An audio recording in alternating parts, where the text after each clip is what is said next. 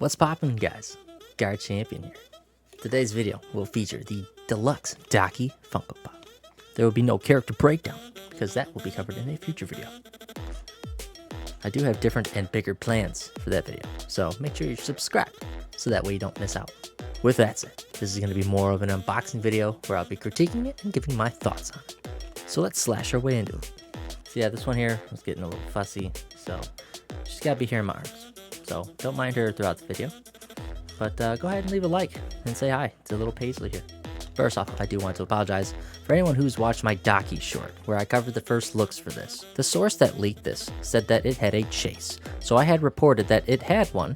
Even when I went to pre-order this on Amazon, it said that it did have a chase, so it seemed valid at the time. There is in fact no chase for this variant, so I'm not sure why Amazon had this listed that way. So I just wanted to clear up any misinformation from my video.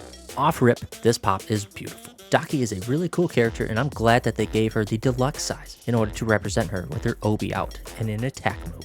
This action pose takes place after the events of Tengen rescuing Inosuke, Zenitsu, Makio, and Suma from Daki's underground lair. We know this because Daki's hair goes from black to white after the obi returns to her during her fight with Tanjiro and Nezuko. First thing I'll address is the fact that they put the upper rank 6 on the eyes. People were ecstatic about this because Funko neglected to put this on both Gyutaro's pops. Despite the internet's rage about this, I think it's personally reasonable for the eye markings to be on this one and not the others. Please don't unsubscribe. Hear me out. The other pops are standard size, where the newest Daki one is a deluxe, so it's larger, meaning it has more canvas to work with. I won't get into Gyutaro's pops because this video is not about him.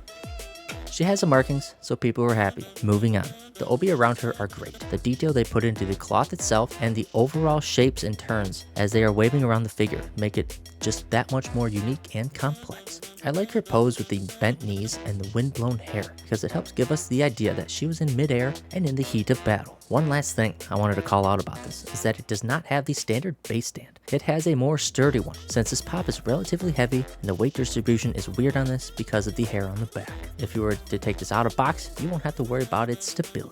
I wanted to save my negative thoughts for the end of the review because I feel like most don't make it this far, and that's not the image I want others to perceive me as. A negative Nancy type that bashes on Funko all the time. So if you did make it this far, feel free to slash that like button with your obis or your Nichiren blades. But if not, you can just use your finger. It'll be a lot less destructive on the device you're watching me on.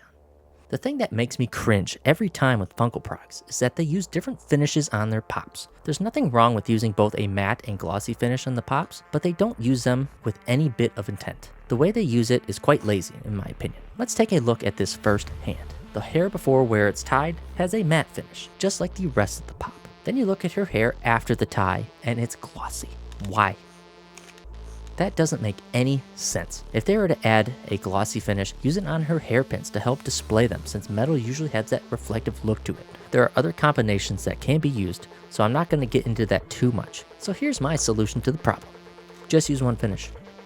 My next beef is with the paint jobs. Like the younger Tengen review, the paint job is super sloppy and a 6-year-old could stay in the lines in their coloring books better than this. I'm showing one picture here as an example, but it's all over the place and just looks sloppy. It gets better because the flowers on her obi don't even line up with the engravings for it. A solution for this would be to just take more time with these and focus on quality. The paint jobs on this recent Demon Slayer wave seemed like it was rushed. They have done a killer job with the molds for this wave, so I can't complain, but these little things are just hurting them in my opinion. If Demon Slayer ever had an NFT release, don't get me started.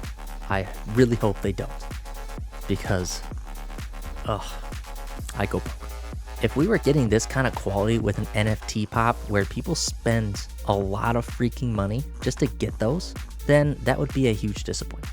Not trying to compare different products here, but U2's figures strive in Funko's weaknesses. The paint is in the lines and there are not any inconsistencies with the overall finish on the figure. Yeah, it's over twice the price of a standard Funko, so I'd hope the quality would be top notch if you're paying that much for it.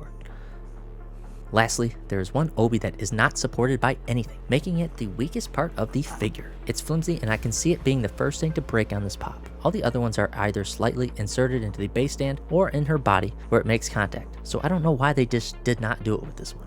It's close enough to where if it's concerning to you, you can just put a dab of glue on it to help hold it to her head so it has more support. Yeah, things started off nice but then went to the dark side. I come from a background of going through so many harsh and long critiques on artwork, as I do have a Bachelor's of Fine Arts degree. So I critique these with the hopes of just improving the quality if Funko just were so happen to see this. With that said, I do love this pop.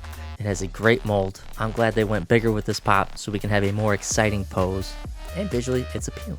I'd rate this pop a 9.8 out of 10. The complaints I have for this are so minor, but for a perfectionist like me, it drives me nuts. But that's not take away from how cool this pop is. I'm glad to have this in my collection. What do you think of this pop? Are you going to grab it? Let me know in the comments below. Look forward to my Daki character breakdown coming soon. Thanks for watching this video, and hope you have a wonderful day.